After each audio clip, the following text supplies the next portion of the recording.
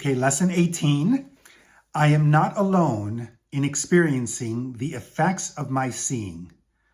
I am not alone in experiencing the effects of my seeing.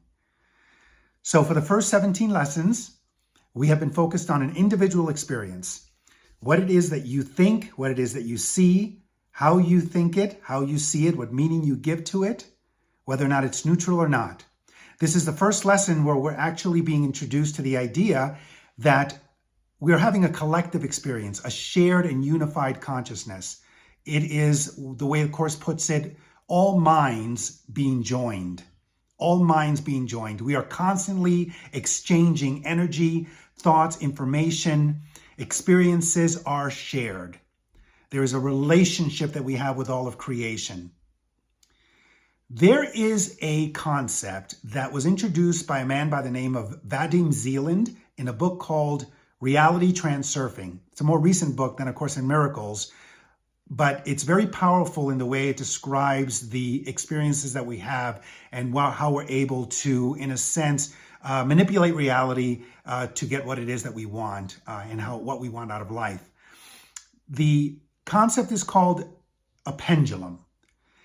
And I keep going back to this concept as it pertains to this lesson because a pendulum is an energy that's created by a group of like-minded individuals, whether it's a sports group or a fan base or a political organization or workplace or family unit or even a couple.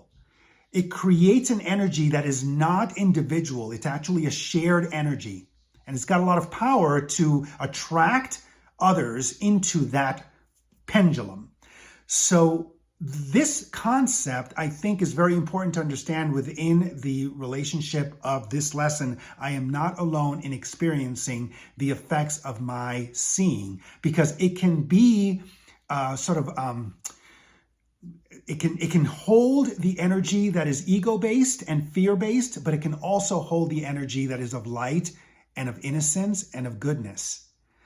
So I want to do an exercise with you. I want you to close your eyes and think of someone that you feel very close to, that you care about greatly, that you love. I don't want you to focus on what it is that they do, but I want you to focus on their nature, their essence, and see them only as innocent, loving, full of light.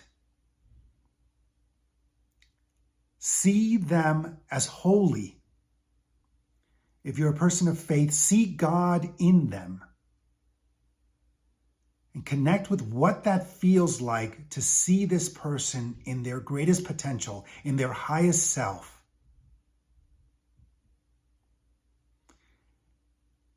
If you're able to connect with that energy, I guarantee you that you are feeling those same qualities inside of you.